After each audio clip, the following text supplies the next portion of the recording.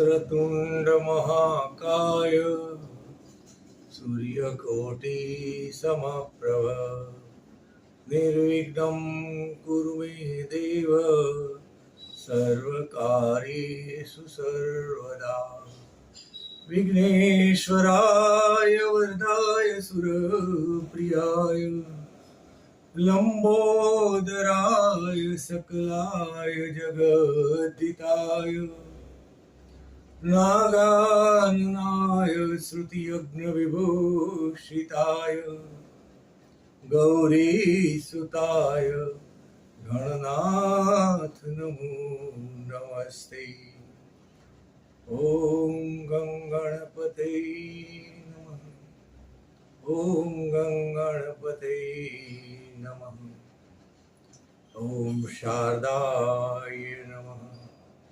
शांताकारं भुजगशयनं पद्मनाभं सुरेशं विश्वाधारं गगनसदृशं मेघवर्णं शुभांगं लक्ष्मीकान्तं कमलनयनं योगिभिर्धान्यगम्यं वन्दे विष्णु भवभयहरणं सर्वलोकैकनाथं।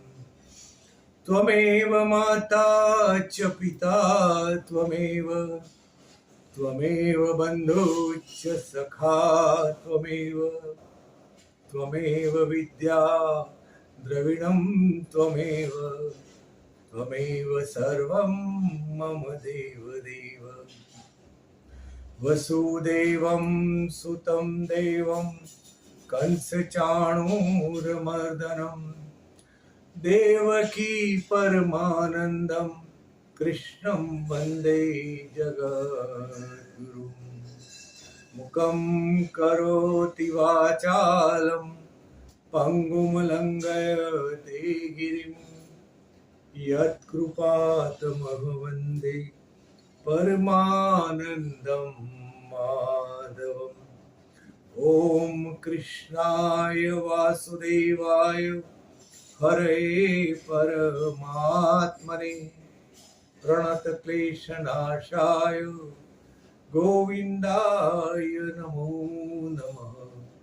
गोविन्दाय नमो नमः। ओम भूर्भुवः स्वः तत्सवितुर्वरेण्यं भर्गो देवस्य धीमहि धियो यो नः प्रचोदयात्। मृत्युंजय महादेव त्राहि मां शरणागत जन्म मृत्यु जरा व्याधि पीडित कर्म बंधने।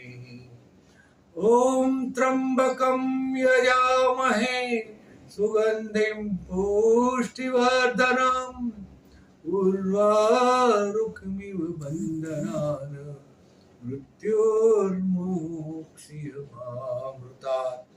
ओम नमः शिवाय। ओम नमः शिवाय। ओम नमः शिवाय। आदितस्य नमस्कारान् हे कुर्वन्ति दिने दिने दीर्घमायुर्बलं वीर्यं तेजस्तेषान्तजायते। ध्येय सदा सवित्रमण्डलमध्यवर्ति नारायणाय सरसिजासन्नसन्निविष्ट केयूरवान् मकरकुण्डलवान् किरीटी आरि हिरण्यमय रिपुः शङ्खचक्रः। ॐ मित्राय नमः। ॐ रवये नमः। ॐ सूर्याय नमः। ॐ मरीचेय नमः। ॐ हिरण्यगर्भाय नमः। ॐ भानवे नमः। ॐ खगाय नमः। ॐ पुष्णे नमः, ॐ अर्काय नमः, ॐ श्री सवित्र सूर्य नारायणाय नमः, ॐ दिवाकराय नमः, ॐ आदित्याय नमः। मनोऽयं मारुततुल्यवेगं जितेन्द्रियं बुद्धिमतां वरिष्ठं वातात्मजं वानरयूथमुख्यं श्रीरामदूतं शरणं प्रपद्ये, श्रीरामदूतं शरणं प्रपद्ये। जय हनुमन्ते, जय हनुमन्ते, जय हनुमन्ते, कृपा करो। आइए हनुमान बिराजिए, कथा सुनो श्री राम की। श्री रामचंद्र भगवान की जय, श्री कृष्ण चंद्र भगवान की जय, श्री एकलिंगजी महादेवनी जय, श्री श्यामळिया लालनी जय, द्वारिकाधीशनी जय, रणछोडरायनी जय। શ્રી આદિ કવિ વાલ્મીકી રચિત રામાયણના અયોધ્યાકાંડનું પ્રકરણ 21, દશરથનો કરુણ વિલાપ। દશરથ રાજાને ભરતનો રાજ્યાભિષેક અને રામને વનવાસ સેવા અનિષ્ટ અને ભયાનક વચનો સાંભળતા જાણે માથે વીજળી પડી, હૃદય ઉપર કુઠારાઘાત થયો। તેમનું શરીર આઘાત સહન કરી શક્યું નહીં, આંખોમાં અંધારા આવી ગયા, હાથ પગ ધ્રુજવા લાગ્યા અને તે ઢગલો થઈ કૈકેયીના પગ પાસે બેસી ગયા। જેમ વાઘ જોઈ હરણ ભયથી ધ્રુજે, એમ રાજા દશરથ અવાક બની થરથર કંપી રહ્યા હતા। થોડી વારે કળવળતા રાજા ભાનમાં આવ્યા। એક હાથનો ટેકો લઈ બીજો હાથ કૈકેયી સામે લંબાવી જોઈ રહ્યા। તેમની આંખોમાંથી અંગારા વરસવા લાગ્યા। તેઓ સમગ્ર બળ એકઠું કરીને જોરથી ધ્રુજતા સાથે બોલ્યા, ઓ દુષ્ટ, ઓ અત્યાચારીણી રાક્ષસી, રામે તો તને માતા કરતા અધિક માની છે અને તું કુલઘાતીની આ શું કહી રહી છે? તારા હાવ ભાવ અને હેલાને હું સ્વર્ગીય સુખ માનતો હતો। તું પ્રેમ ભરી નારી છે કે વિશ્વભરી નાગણ છે? મારી સાથે પ્રેમ ભરી વાતો કરી તે છેવટે તો તે મને ડંખ જ દીધો છે। રામે તારું શું બગાડ્યું છે એ તો કહે। થોડી વાર થોભી દશરથે ફરી પાછો આક્રોશ ઠાલવવા માંડ્યો। તારા બે વચનોની માગણી એ માગણી નથી, પરંતુ મારા મૃત્યુની માગણી છે। હું રામ વિના જીવી શકીશ નહીં। ભરતનો અભિષેક થાય એમાં મને વાંધો નથી, પરંતુ રામના અભિષેકની વાત રાજમહેલમાં, નગરમાં અને આખા સામ્રાજ્યમાં ફેલાઈ ચૂકી છે। હું કયા મોઢે ફરી જાઉં? રાજા, આમાં ફરવાની વાત જ ક્યાં આવી? આ તો અસત્યને ત્યજીને સત્યના માર્ગે ચાલવાની વાત છે। તમે આપેલા વચનો નિભાવશો તો તમારી કીર્તિ વધશે, તમે વચનનો ભંગ કરશો તો તમારી કીર્તિને કલંક લાગશે। તમારા મહાન પૂર્વજોને અનુસરો। મહારાજ દિલીપ અને ભગીરથે કુળના ઉદ્ધાર માટે કરેલા પ્રયત્નોને અનુસરો। તેમણે મહાન પ્રયત્ન કરીને મેળવેલી કુળ કીર્તિને તમે ધૂળમાં ન મેળવો। કૈકેયી પોતાની વાત ઉપર મેરુ પર્વત સમી અડગ હતી। તે પોતાની માગણીમાંથી ટસકેમસ થવા માંગતી ન હતી। લજ્જા મૂકી આટલી માગણી કર્યા પછી તે ઉઘાડી પડી ચૂકી હતી। હવે તો સાગરની વચ્ચે પહોંચ્યા પછી પાછા સી રીતે ફરી શકે? કૈકેયીને ચૂપ થયેલી જોઈ ફરી પાછા રાજા દશરથ બોલ્યા, આખું જગત રામના બળ, પરાક્રમ, સમભાવ, સૌજન્ય, જ્ઞાન અને ઉદારતાના વખાણ કરે છે। આજ સુધી જેના મોઢામાંથી કઠોર શબ્દ નીકળ્યા નથી, જેણે વડીલો અને ગુરુજનોના વચનોનું પાલન કર્યું છે, આવા અસાધારણ વિવેકશીલ રામને હું કયા મોઢે કહું કે તું વનમાં જા. કઈ કઈ મારા પર કૃપા કર, ઘરડે ગળપણે મારા ઉપર ત્રાસ ન કર, હવે હું કેટલું જીવવાનો છું. રાજન, તમારે તો હજુ આવા અને આવા મારા વચન આપી ભંગ કરી રઘુકુળને કલંકિત કરવા ઘણું જીવવાનું છે. મરવાનું તો મારે છે. જો મારા બંને વચનો પૂરા નહીં કરો તો હું બધાના દેખતા વિષપાન કરી આત્મહત્યા કરીશ. તમોને તમારું સર્વસ્વ સોંપી પ્રિય પાત્ર બનેલી હું અભાગણી દાસી બનીને સી રીતે જીવી શકું. કૈકેયીનું ધીમે ધીમે વધુ ને વધુ રુદ્ર સ્વરૂપ ધારણ કરતી હતી. રાજા તેની સમક્ષ દયાની ભીખ માંગી રહ્યા હતા.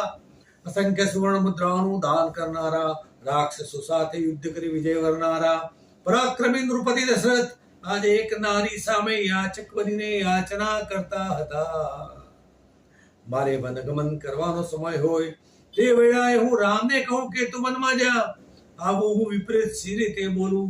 અને સાચું કહું તો બીજા અહીં આવેલા રાજવીઓ નગરજનો મને પામર ગણશે અને નારીનો ચરણદાસ કહે છે.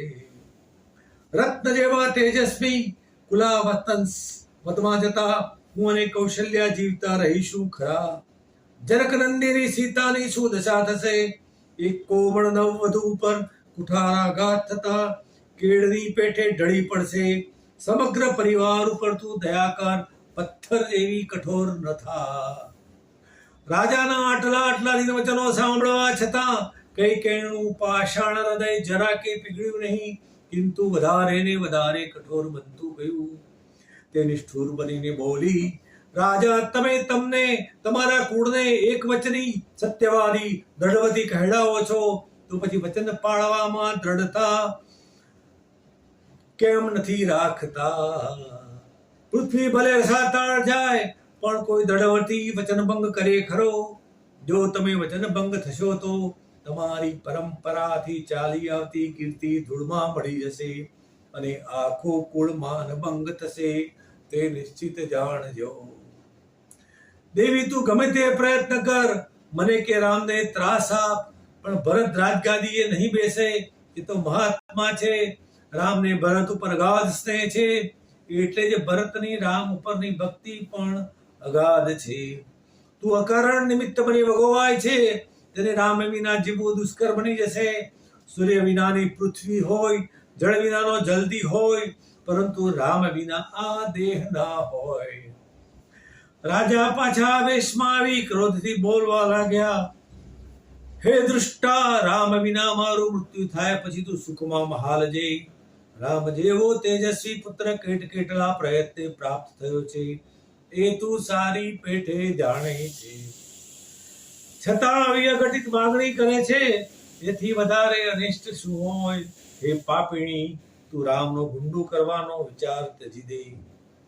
રાજા વિલાપ કરતા હતા અને સૂર્ય ધીમે ધીમે હાથ થમતો જતો હતો. તારા અને નક્ષત્રો પ્રકાશવા લાગ્યા હતા. ચંદ્રમંડળના પ્રકાશથી રજની શોભતી હતી. રાજાના હૃદયની વેદના અકથ્ય હતી. તેમની આંખોમાંથી આંસુ ટપકતા હતા. તેઓ સૂતા સૂતા બોલ્યા, હું શું કરું? આવું કહેતા મારી જીભ સી રીતે ઉપડશે?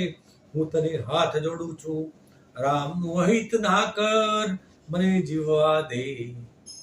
રામ વનમાં જશે તો દેવી કૌશલ્યા અને નવવધુ સીતાની સી દશા થશે. અને અયોધ્યાનો કયો માણસ મારી નિંદા નહીં કરે? મને સ્ત્રી સુખનો દાસ કહેશે. વિવિધ વ્યંજનોના ભોગતા રાજકુમાર રામ વનમાં કાચા પાકા વનફળો અને કંદમૂળો સી રીતે આરોગી શકશે? તું કાંઈક દયામય શબ્દ બોલ. તારા અગ્નિ જેવા દારૂણ વચનો મારા શરીરને બાળી રહ્યા છે. હું કોઈ કાળે તારા પ્રાણઘાતક વચનોને અનુસરવાનો નથી. રે નીચ, તું જા ઊંડા ધરામાં પડ, મોટા ખાડામાં પડ કે અગ્નિમાં બળી મર. આવા વાક્યો બોલી થરથર ધ્રુજતા અયોધ્યાપતિ દશરથ કપાળ ઉપર હાથ પછાડી કૈકેયીના પગ પાસે ઢળી પડ્યા. તે પછી સંજ્ઞા પ્રાપ્ત થતા તેઓ આકાશ સામે ઊંચા હાથ કરી બોલ્યા, હે નિશા, તું પ્રભાત થવા દઈશ નહીં. હું તને હાથ જોડીને વિનવું છું. જો પ્રભાત થશે તો તેના જ્વાળામાં લોકોને હું શું મોઢું બતાવીશ, પરંતુ સમયને કોણ બાંધી શકે? ધીમે ધીમે રાત્રિનો પ્રકાશ ઓસરવા લાગ્યો, પ્રભાતનો પ્રભાવ વધવા લાગ્યો. પૂર્વ દિશા શામની શ્વેત અને શ્વેતની સિંદૂર વર્ણી થવા લાગી. રાજાની વિષમ સ્થિતિ જોઈ રાણી કઈ પથ્થર કરતા પણ વધુ કઠોળ કાળજુ કરી બોલી, રાજન ભોય પર આળોટવાથી, પગે પડવાથી કે વ્યર્થ વિલાપ કરવાથી કહી નહીં વળે. ઉઠો, સત્ય ધર્મ અને વચનનું પાલન કરો, તમારો કુળ ધર્મ નિભાવો. સત્ય એ તો અક્ષય વેદ છે, સત્ય ધર્મ પાલનથી જ રહે છે. હું છેલ્લી વાર કહું છું કે આપેલા વચનોનું તમે પાલન કરો, કાયર બનીને કરગરશો નહીં. તમારું ધારેલું થવાનું નથી. હવે હું તમને ફરી કહું છું, ઉઠો, વચન નિભાવો, ભરતનો રાજ્યાભિષેક કરો અને રામને 14 વર્ષ વનવાસ આપો. પ્રભાતના મંગલ વાદ્યનો સુર સાંભળતા જ રાજાનું મુખ ફિક્કું પડી ગયું. રાજાનું હૃદય પારધીના હાથમાં પડેલા કબૂતરની જેમ ફફડી રહ્યું હતું. કુલગુરુ વશિષ્ઠ આવી ગયા હતા. તેઓ મંત્રીઓને વિવિધ સૂચનો આપી રહ્યા હતા. આ સાંભળતાની સાથે દશરથના કાળજા ઉપર હાથ દબાવી ઉઠ્યા અને ધૈર્ય ધારણ કરી સ્વસ્થ બની આદ્રસરે બોલ્યા, દેવી કઈ રાત્રિ વીતી ગઈ, પ્રભાત થવા આવ્યું. અભિષેક માટે હવે પુરોહિતો ત્વરા કરશે, પણ ભાવિને કોણ મિથ્યા કરી શકે? આ અભિષેકની મંગલ સામગ્રી રામે જ મારા મરણની સામગ્રીમાં ઉપયોગ કરવો પડશે. આ જળથી મારી ઉદક ક્રિયા કરવી પડશે. શું થવા બેઠું છે? રાજાએ ઊનો બળબડતો નિશ્વાસ નાખ્યો. કઈ ક્રોધથી મોઢું લાલ કરી બોલી, રાજા, શું હજી તમારી બુદ્ધિ ઠેકાણે નથી આવતી? મારા ભરતના રાજ્યાભિષેક ટાણે આવા અમંગળ શબ્દો કેમ બોલો છો? રાજા કઈનું કહેવું ગણકાર્યા વિના બહાર નીકળવા માંડ્યા. ત્યાં તો કઈ ભયાનક ત્રાળ પાડી બોલી, રાજા ઉભા રહો, ઉંબર બહાર પગ મૂકવાનો નથી. આ ઓરડામાંથી જ તમારે રામના નહીં ભરતના રાજ્યાભિષેક અને રામના વનવાસ જવાની ઘોષણા કરવાની છે.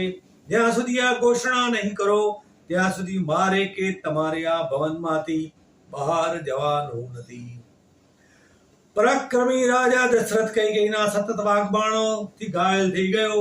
તીવ્ર યાતનાઓમાં તળપડતો રાજા બોલ્યો, કૈકેયી, હવે તું શાંત થા, કૃપા કર, પ્રસન્ન થા, મારું વચન સાંભળ, તું રામને બોલાવ. મારે મરતા પહેલા રામનું મોઢું જોવું છે. આટલું બોલતા બોલતા રાજાના ગળે ડૂમો દેવાઈ ગયો. તેમની મૂર્છા આવી ગઈ અને વધુ કાંઈ બોલ્યા વિના, ચાલ્યા વિના તેઓ ભય પર ઢળી પડ્યા. ઇતિ શ્રી આદિ કવિ મહર્ષિ વાલ્મીકી રચિત રામાયણના અયોધ્યા કાંડનું પ્રકરણ 21 સમાપ્ત. બોલો શ્રી રામચંદ્ર ભગવાન કી જય. શ્રી કૃષ્ણચંદ્ર ભગવાન કી જય. અચ્યુતમ કેશવમ રામ નારાયણમ દામોદરમ વાસુદેવ શ્રી હરિ. શ્રીધરમ માધવમ ગોપિકા વલ્લભમ जानकी विनायकम श्री रामचंद्रम भजे. सर्वे भवन्तु सुखिनः, सर्वे सन्तु निरामया, सर्वे भद्राणि पश्यन्तु, मा कश्चित् दुःखभाग् भवेत्. ओम शांति शांति शांति. हरि ओम तत्सत्. हरि ओम तत्सत्. रघुपति राघव राजा राम पतित पावन सीता सीताराम सीताराम भज प्यारे तू सीताराम रघुपति राघव राजा राम पतित पावन सीताराम